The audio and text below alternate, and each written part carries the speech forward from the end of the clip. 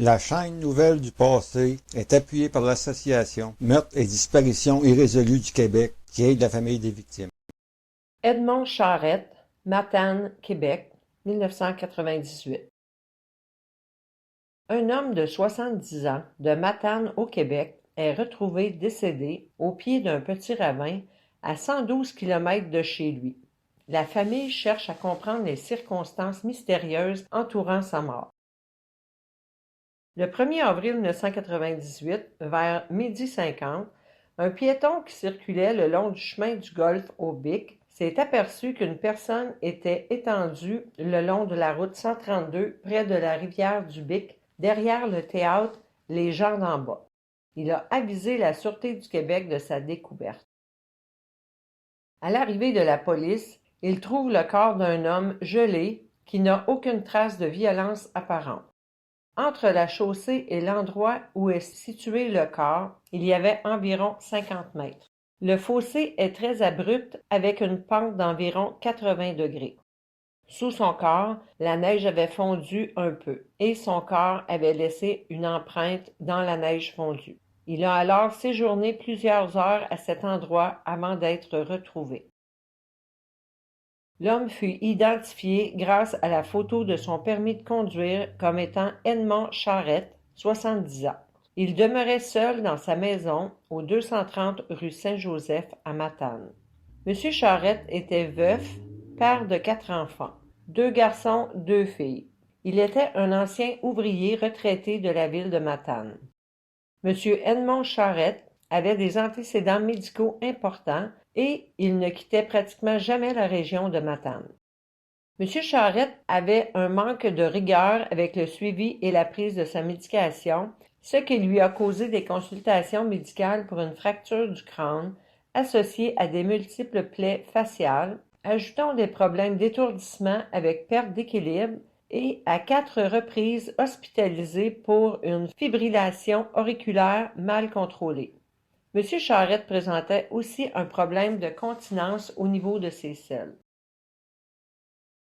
Le corps d'Edmond Charette a été retrouvé sur le côté gauche avec ses pantalons descendus aux genoux ainsi que ses sous-vêtements d'hiver. Il avait cependant encore en place un sous-vêtement de type caleçon. Différents objets personnels appartenant à M. Charette ont été retrouvés entre la route 132 et l'endroit où son corps a été retrouvé. Ces objets étaient de la monnaie, des lunettes, des dentiers, des papiers personnels et un carnet de caisse populaire. La veste d'hiver de M. Charette était à côté de son corps. Des vomissures étaient présentes sur le visage de M. Charette, sur ses mains, sur sa veste d'hiver. L'escouade des crimes majeurs de la Sûreté du Québec de Rimouski ont mené l'enquête. Une tête d'oreiller a été retrouvée le long de la route 132 avec les mêmes vomissures. Un sac en plastique de la Société des alcools du Québec a aussi été retrouvé le long de la route 132 avec du papier essuie-mains imprégné de vomissures. Une autopsie pratiquée à l'Institut médico-légal de Montréal le 3 avril attribue la cause du décès à une hypothermie. Cette autopsie a aussi démontré que M. Charette présentait une cyanose du visage ainsi que des engelures au niveau du visage, du cou, des extrémités supérieures et inférieures. Le niveau d'alcoolémie a monté à 140 mg/100 au niveau sanguin.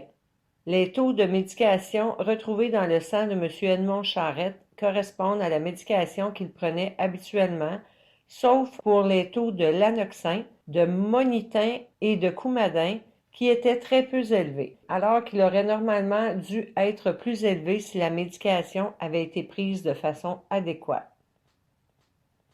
M. Charette avait mentionné à plusieurs personnes qu'il devait partir en voyage avec une femme plus jeune que lui, sans dévoiler le nom de son ami et le lieu exact de sa destination, en se contentant de dire que c'était un chalet dans le coin de Rimouski. Son bagage était fait et il n'a jamais mentionné la durée de l'absence de son domicile. Le 30 mars 1998, Edmond Charette s'est rendu au dépanneur pour y acheter de la bière.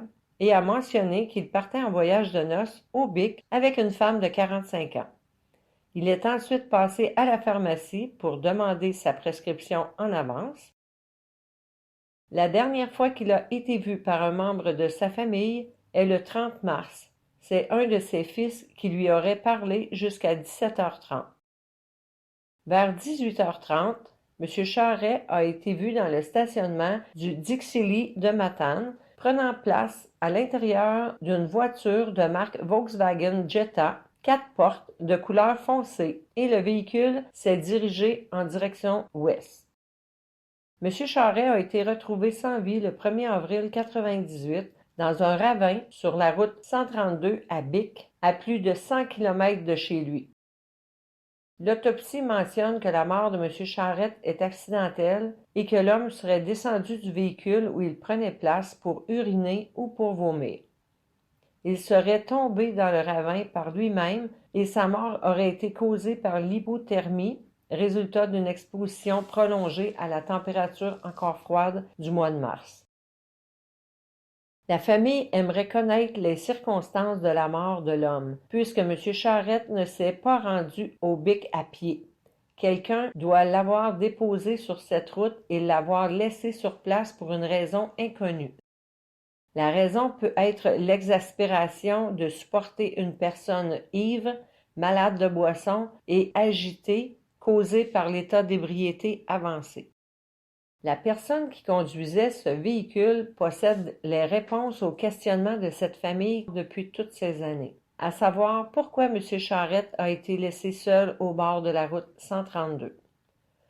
Toute personne possédant de l'information à propos du conducteur, de la voiture ou des déplacements de M. Charret entre 18h le 30 mars et le 1er avril 1998 peut communiquer avec le poste de police de la Sûreté du Québec de Rimouski au 418-723-1122.